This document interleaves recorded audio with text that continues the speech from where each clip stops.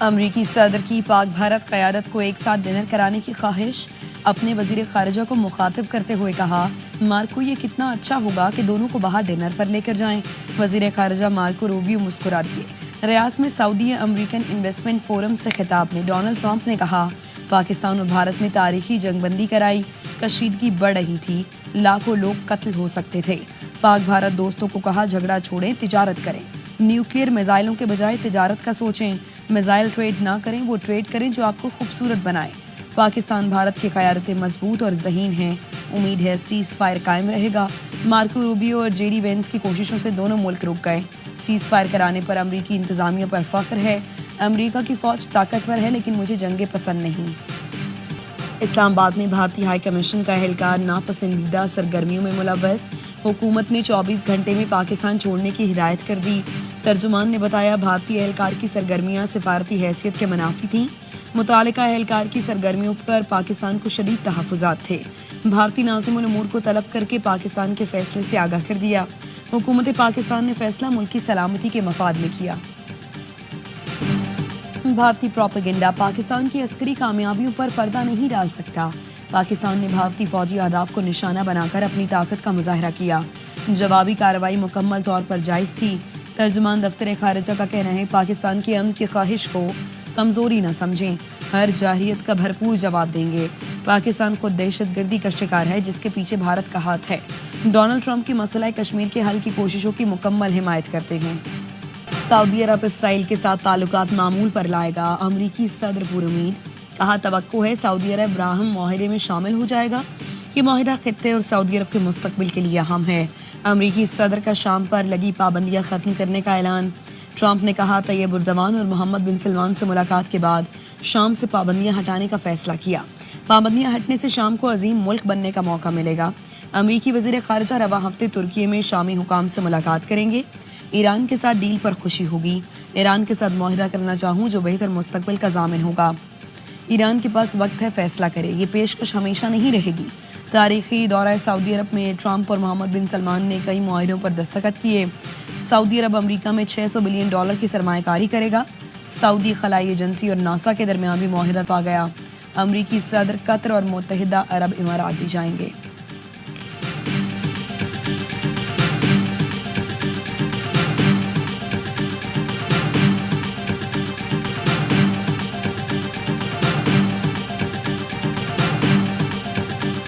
حق میں 40 شہری شہید، 121 زخمی ہوئے۔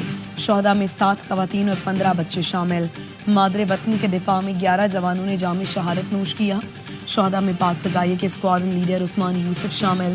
معرکہ حق کے دوران شہداء اور زخمیوں کی تفصیلات جاری۔ ISPR کا کہنا ہے، بھارتی جارحیت کے جواب میں پاک فوج نے معرکہ حق کے تحت منہ توڑ جوابی حملے کیے۔ شہداء کی عظیم قربانیاں قوم ہمیشہ یاد رکھے گی۔ پاکستان کی مسلح افواج پاکستانی عوام کے ساتھ مل کر شہداء کو زبردست خراج عقیدت پیش کرتی ہے۔ زخمیوں کی جلد صحت یابی کے لیے دعا گو ہیں۔ صدر آصف زرداری اور وزیر اعظم شہباز شریف کا بھارتی حملوں میں شہید ہونے والوں کو خراج عقیدت۔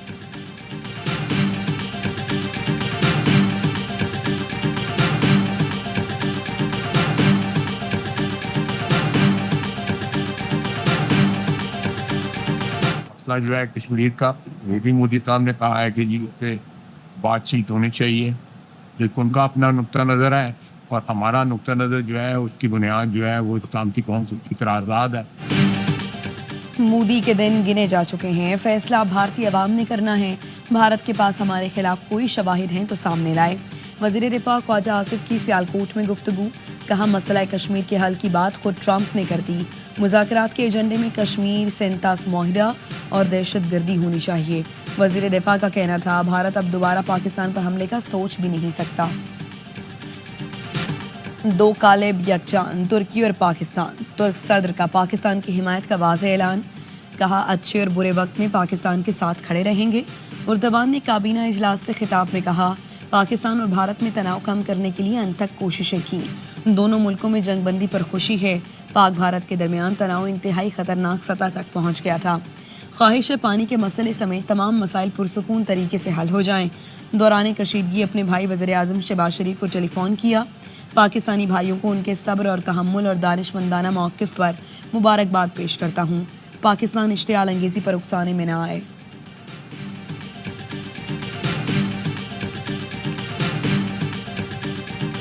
तुर्क सेब नहीं खाएंगे, इस्तांबुल भी नहीं जाएंगे।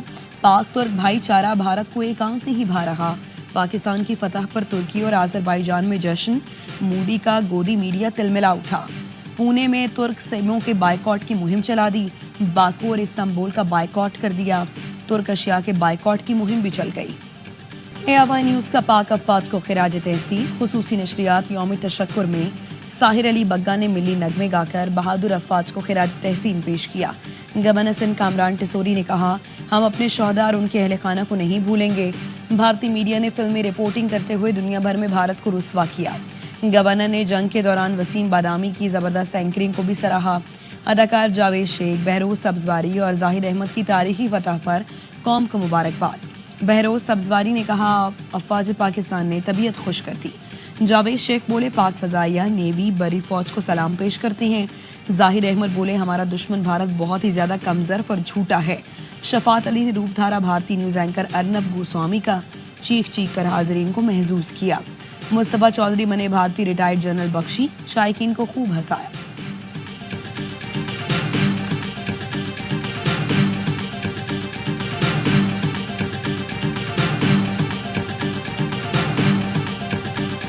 भारतीय फजाइया के तैयारे कहाँ गिरे, पायलट कहाँ गए, तफसीलात सामने आ गईं। सिक्योरिटी जराये का कहना है भारतीय फजाइया के पायलट जख्मी या लापता भी हुए। एक तैयारा अनंतनाग में गिरकर तबाह हुआ। इजेक्शन सेट बरामद हुआ। भारतीय फजाइया का दूसरा तैयारा पामपुर या पुलवामा में गिरकर तबाह हुआ। दोनों पायलट शदीद जख्मी हालत में श्रीनगर अस्पताल मुंतकिल किए गए। एक और लड़ाका तैयारा पैंथियाल रामबिन के इलाके में गिरकर राख हुआ। Pilot flying officer Iqbal Singh को जख्मी हालत में आर्मी अस्पताल उधमपुर पहुंचाया गया। भारतीय फजाइया का एक तैयारा अखनूर के खेतों में गिरा। दोनों पायलट जख्मी हुए। दुश्मन का एक तैयारा भटिंडा में भी तबाह हुआ। सिक्योरिटी जराये ने बताया, हेरोन RPV को जम्मू के मशरिक में 13 नॉटिकल मील के फासले पर मारा गया था। गोदी मीडिया की तरह भारत के वज़ीर आज़म नरेंद्र मोदी भी ड्रामे करने लगे। आदमपुर एयरबेस जा पहुंचे। भारतीय मीडिया ने ये साबित करने की कोशिश की कि आदमपुर एयरबेस को पाक फजाइया के हमले में नुकसान नहीं पहुंचा। ये दावा भी किया गया कि नरेंद्र मोदी ने दिफाई निज़ाम S-400 का मुआयना किया, लेकिन हकीकत ये है कि ऑपरेशन बुनियाने मरसूस के दौरान पाकिस्तानी शाहीनों ने आदमपुर एयरबेस पर S-400 दिफाई निज़ाम तबाह कर दिया था। 11 मई की प्रेस ब्रीफिंग में पाक फजाइया के air vice marshal Aurangzeb Ahmad ने वाजे किया था कि शाहीनों का निशाना S-400 का चीज बोर्ड, राडार और दीगर आलात थे, जिसकी तबाही से सिस्टम मुकम्मल नाकारा हो गया था।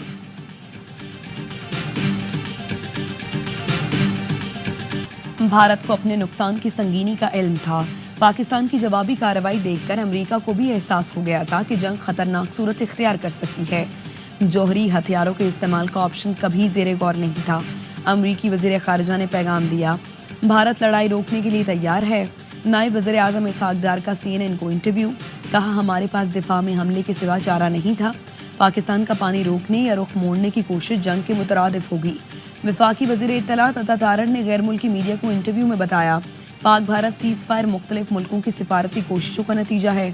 पाकिस्तान की फतह रोज़ रोशन की तरह आया है। अगर हमारा इंडिया के साथ हो गया सीज़ फायर, तो अब आपस में भी सीज़ फायर होना चाहिए, सेरेनिटी फिर प्रिवेल करनी चाहिए, ताकि कौम में यकजहती रहे। और यकजहती का सबसे बड़ा तकाजा यही है कि खान साहब की रिहाई हो। भारत के साथ सीज़ फायर हो गया तो आपस में भी सीज़ फायर होना चाहिए। चेयरमैन PTI बैरिस्टर गौहर कहते हैं, बानी PTI और बुश्रा बीबी समेत तमाम असीर रहनुमा रिहा किए जाएं ताकि कौम में यकजहती रहे।